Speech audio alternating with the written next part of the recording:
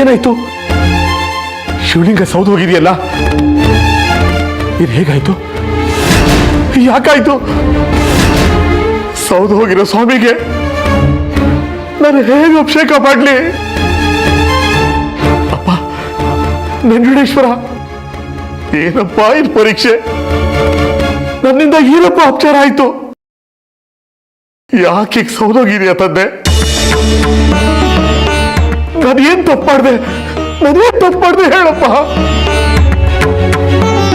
ಲಿಂಗು ಹೇಗ್ ಸೌದೋಯ್ತು ನಂಜುಂಡೇಶ್ವರ?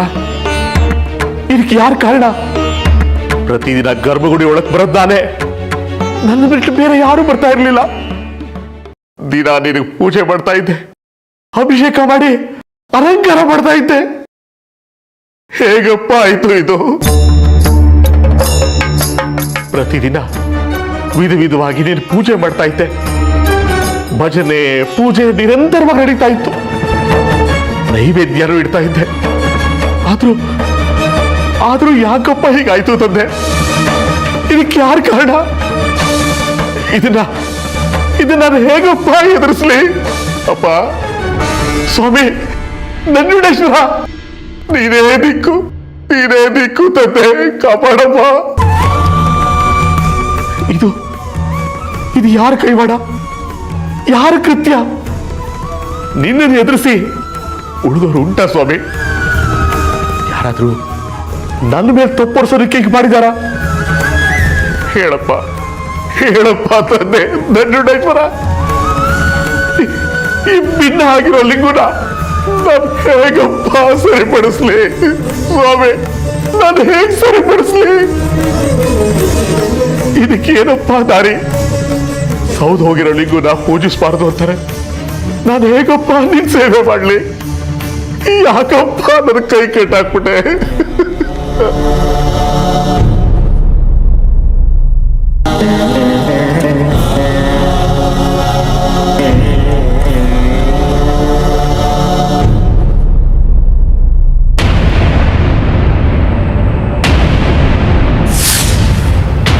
ಶಿವಲಿಂಗ ಸೌದಿರೋದು ಊರ್ ಜನರಿಗೆ ಗೊತ್ತಾಗ ಮೊದಲು ನಾನೇ ಹೋಗಿ ಈ ವಿಷಯನ ನಾಗೇಶ್ವರ ರಾವ್ಗೆ ಹೇಳೋದು ಒಳ್ಳೇದು.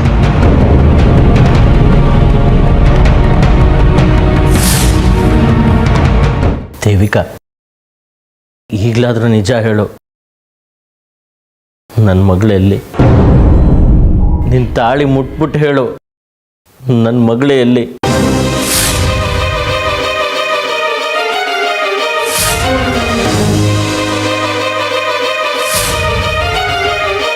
ಹೇಳು ದೇವಿಕಾ, ನಾನು ಅಮ್ಮನವ್ರ ಮೇಲೆ ಆಣೆ ಮಾಡು ಅಂತ ಹೇಳ್ತಿಲ್ಲ, ತಾಳಿ ಮುಟ್ಟು ಹೇಳ್ಬಿಡು, ನನ್ನ ಮಗಳು ಎಲ್ಲಿ ಹೋಗಿದ್ದಾಳೆ? ನಿನ್ನ ಕೈ ಮುಗಿತೀನಿ ದೇವಿಕಾ.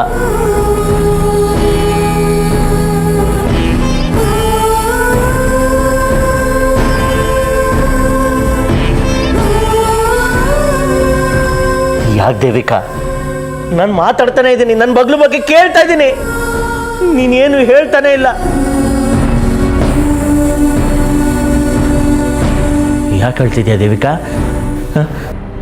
ನಮ್ಮ ಸೌಗಂಧಿಗೆ ಏನಾದರೂ ತೊಂದರೆ ಆಯ್ತಾ? ಎಲ್ಲಿದ್ದಾಳು ಅವಳು? ಏನಾಯ್ತು ಅವಳಿಗೆ? ಹೇಳು.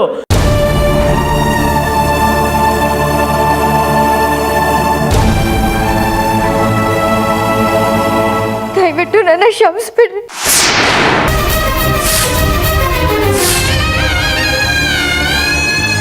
ಯಾಕೆ ಅಳ್ತಿದ್ಯಾ ದೇವಿಕಾ? ಏನಾಯ್ತು ಅಂತ ಹೇಳು, ನನ್ನ ಹತ್ರ ಏನು ಮುಚ್ಚಿಡ್ಬೇಡ. ನಿಮ್ಮ ಮಗಳು ಶಾರದಾಪುರಕ್ಕೆ ಹೋಗಿಲ್ಲ.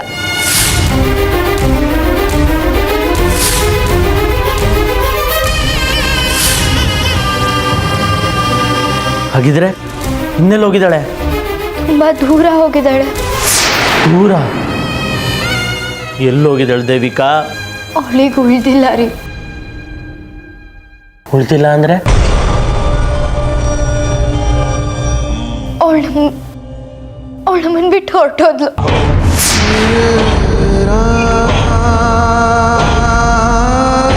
ದೇವಿಕಾ, ನಿಜನಾ?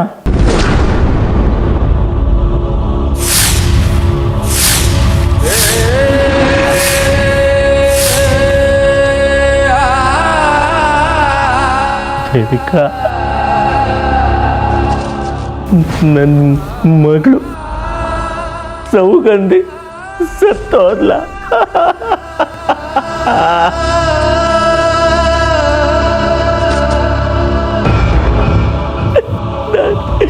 ನಾನೆಂತ ಪಾಪಿ. ಕಣ್ಣು ಮುಂದೆ ನನ್ನ ಮಗಳು ಸತ್ತೋದ್ರು, ನಾನಿನ್ನು ಬದುಕಿದ್ದೀನಿ.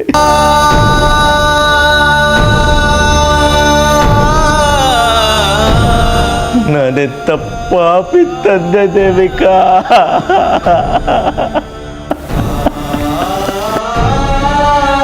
ನನ್ನ ಮಗಳು ಸಾಯೋದಕ್ಕೆ ನಾನೇ ಕಾರಣ. ನಾನಿನ್ನು ಬದುಕಿರಲ್ಲ. ನಾನು ಅವಳ ಹತ್ರನೇ ಹೊರಟೋಗ್ತೀನಿ. ರೀ, ಸ್ವಲ್ಪ ಸಮಾಧಾನ ಮಾಡ್ಕೊಳ್ರಿ. ಇಲ್ಲ ದೇವಿಕಾ, ನೀನ್ ನನ್ನನ್ನು ಉಳಿಸ್ಕೊಂಡು ತಪ್ಪು ಮಾಡ್ಬಿಟ್ಟೆ. ನನ್ನನ್ನ ನೀನು ಗುಣಪಡಿಸೋ ಸಂಕಲ್ಪ ಮಾಡ್ಕೋಬಾರ್ದಿತ್ತು. ನಾನೀಗ ನನ್ನ ಮಗಳು ಸತ್ತಿರೋ ವಿಷಯನ ಹೇಗೆ ಸಹಿಸ್ಕೊಳ್ಳಿ ದೇವಿಕಾ? ಅದಕ್ಕೋಸ್ಕರ ನನ್ನನ್ನು ಬದುಕಿಸ್ಕೊಂಡ್ಯಾ? ರೀ, ಆವೇಶಕ್ಕೆ ಒಳಗಾಗಬೇಡಿ, ಸಮಾಧಾನ ಮಾಡ್ಕೊಳ್ಳಿ. ಇದ್ರಲ್ಲಿ ನಿಮ್ಮ ತಪ್ಪು ಏನಿಲ್ಲ. ಆ ಖಡ್ಕಿ ತಾನು ದೇವ್ರಾಗಬೇಕು ಅಂತ ಹೊರಟು ನಿಮ್ಮ ಮಗಳನ್ನ ಹಿರಣ್ಮಯಿ ತದ್ರೂಪ ಮಾಡ್ಬಿಟ್ಟ. ಆ ಕಡೆ ಹಿರಣ್ಮಯಿಯಿಂದಾನೇ ಒಂದು ಸಾವು ಅಂತ ಗೊತ್ತಾಗಿ ಹಿರಣ್ಮಯಿನ್ ಸಾಯ್ಸಕ್ ಹೊರಟ. ಹಾಗೆ ಸಾಯ್ಸಕ್ ಹೊರಟಾಗ್ಲೆ ಖಡ್ಕಿ ನಮ್ಮ ಸೌಗಂಧಿನ ಹಿರಣ್ಮಯಿ ಅನ್ಕೊಂಡು ಸಾಯಿಸ್ಬಿಟ್ರು.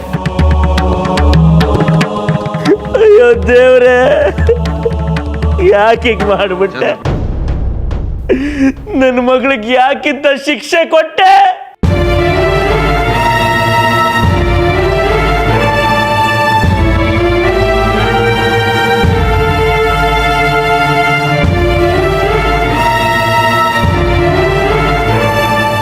ನನ್ನ ಭವಿಷ್ಯ ನನ್ನ ಕಣ್ಣು ಮುಂದೆ ಇಲ್ಲದೆ ಇದ್ಮೇಲೆ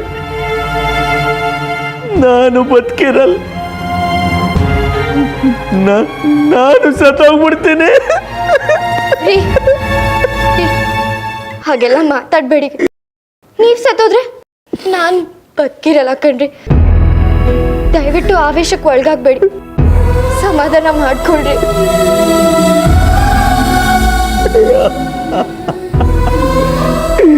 ಸುಗಂಧಿ,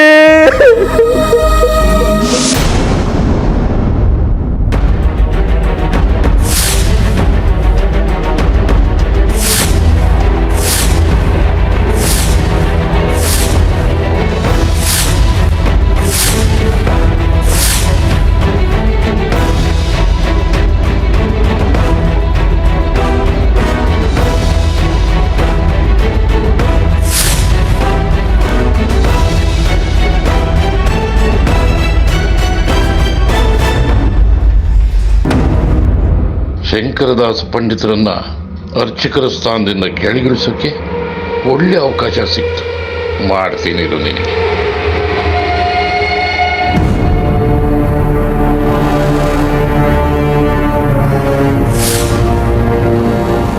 ಏನ್ ಶಂಕರದಾಸರೇ, ವಿಗ್ರಹನ ಒಡೆದಾಕ್ಬಿಟ್ಟು ಏನೂ ನನಗೆ ಗೊತ್ತಿಲ್ಲ ಅನ್ನೋ ಹಾಗೆ ನಿಂತಿದ್ದೀರಿ? ಇಲ್ಲ ಸ್ವಾಮಿ, ದೇವರು ಸಾಕ್ಷಿಯಾಗಿ ನನಗೇನು ಗೊತ್ತಿಲ್ಲ. ಬೆಳಗ್ಗೆ ಪೂಜೆ ಮಾಡೋಣ ಅಂತ ಬಂದೆ, ನೋಡಿದ್ರೆ ಲಿಂಗು ಈ ಸ್ಥಿತಿ ಆಗೋಗಿದೆ. ನನ್ನ ನಂಬಿ ಸಾಕ್ರಿ ನಿಮ್ ನಾಟಕ. ಇದ್ರ ಬಗ್ಗೆ ಪಂಚಾಯತಿ ನಡೀಲೇಬೇಕು. ಏನ್ ಹೇಳ್ತೀರಾ? ನಿಮ್ಮ ಅರ್ಚಕರ ಬಟ್ಟೆಗೆ ಅವಮಾನ ಮಾಡಬೇಡಿ. ಈ ಬಟ್ಟೆನ ಕಳ್ಸಾಕ್ಬಿಟ್ಟು ಪಂಚಾಯತಿಗೆ ಬನ್ನಿ. ನಡೀರಪ್ಪ, ಹೋಗೋಣ.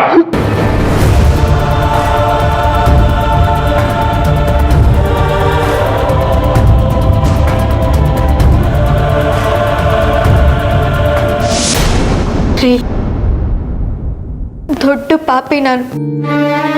ನೀವಿಲ್ದೇ ಇರೋ ಸಮಯದಲ್ಲಿ ನನ್ನ ಮಗಳನ್ನ ಉಳಿಸ್ಕೊಳಕ್ಕಾಗಿಲ್ಲ, ಅವಳ ಜೋಪಾನ ಮಾಡ್ಕೊಳಕ್ಕಾಗಿಲ್ಲ. ದಯವಿಟ್ಟು ನನ್ನ ಕ್ಷಮಿಸ್ಬಿಡ್ರಿ. ಸಮಾಧಾನ ಮಾಡ್ಕೋ ದೇವಿಕಾ, ಸಮಾಧಾನ ಮಾಡ್ಕೋ. ಯಾವ ಸಮಾಧಾನ ರೀ? ನಿಮ್ಮ ಹತ್ರ ನಾನು ಎಲ್ಲ ಹೇಳ್ಕೊಂಡು ಹತ್ತು ಬಿಡೋಣ ಅಂತಿದ್ದೆ, ಆದ್ರೆ ನನ್ನ ಕೈಲಿ ಸಾಧ್ಯ ಆಗ್ಲಿಲ್ಲ. ಸೌಗಂಧಿನೂ ಅಪ್ಪನ ಹತ್ರ ಯಾವ ವಿಷಯನೂ ಹೇಳ್ಬಾರ್ದು ಅಂತ ನನ್ನ ತಡೆದ್ಲು.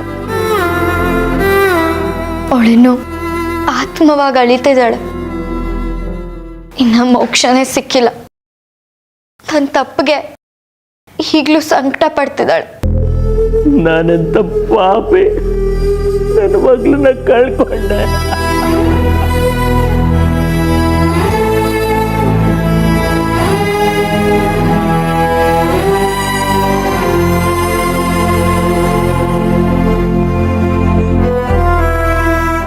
ಅಪ್ಪ,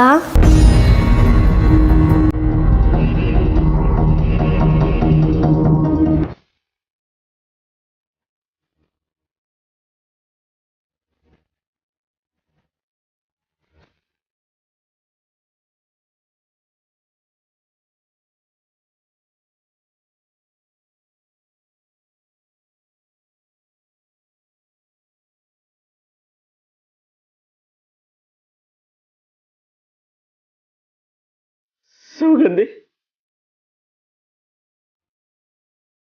ಸುಗಂಧಿ, ಯಾಕ್ಬಿಟ್ಟ ನನ್ನನ್ನು ಬಿಟ್ಟು ಹೋದೆ? ದೇವಿಕಾ, ಸೌಗಂಧಿ ಬಂದ್ಯಾಳೆ.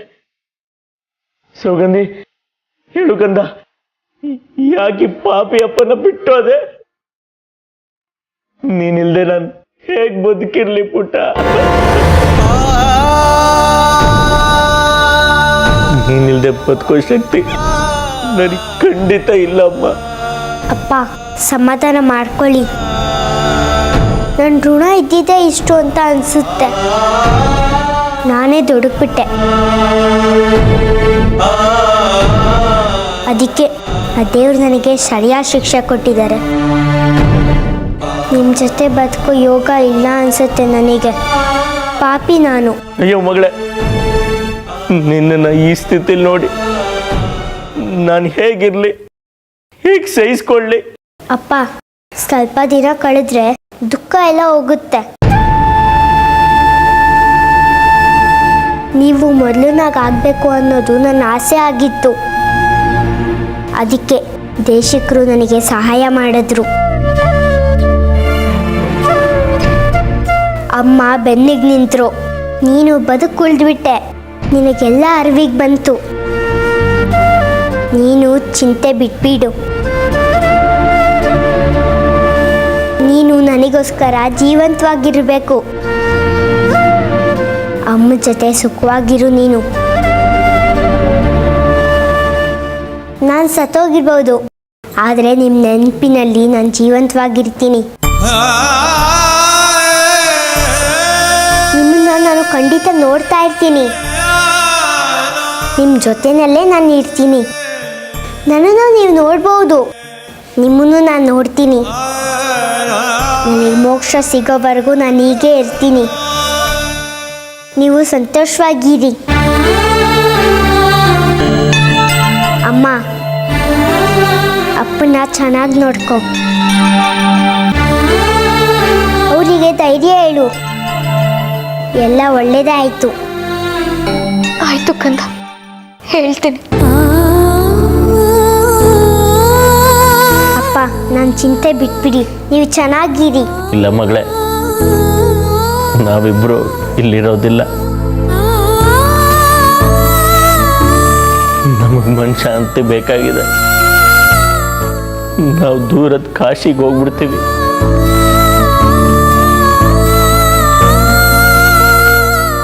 ಇರೋಷ್ಟು ದಿನ ಆದರೂ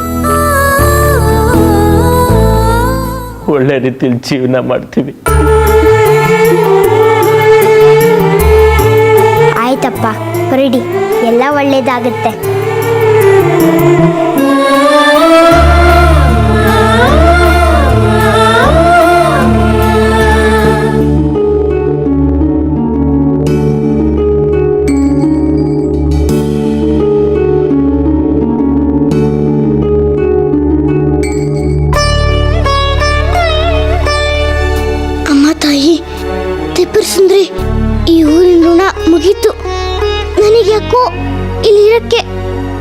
ಮನ್ಸೇ ಬರ್ತಾ ಇಲ್ಲ.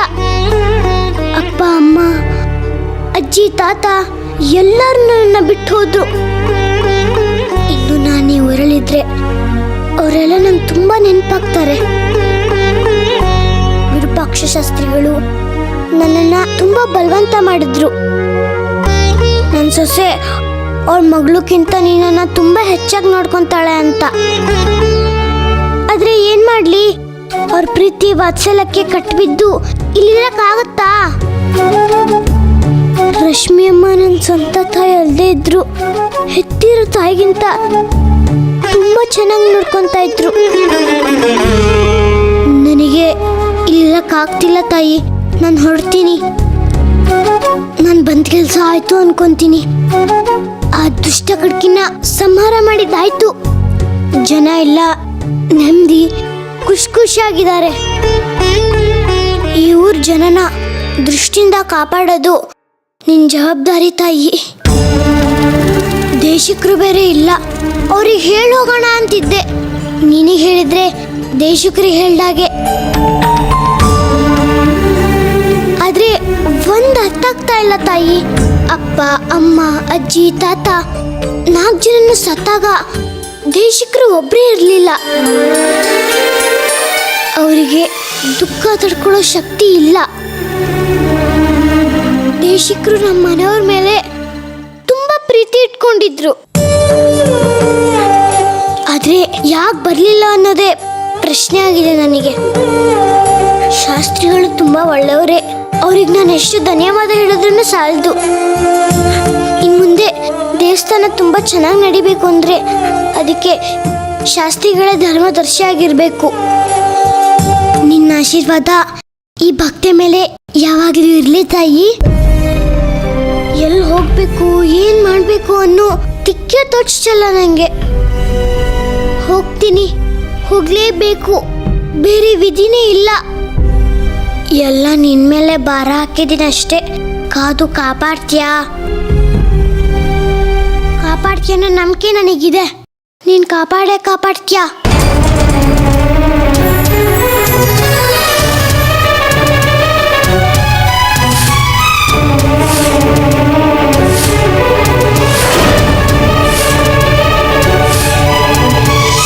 ಬರ್ತೀನಿ ತಾಯಿ.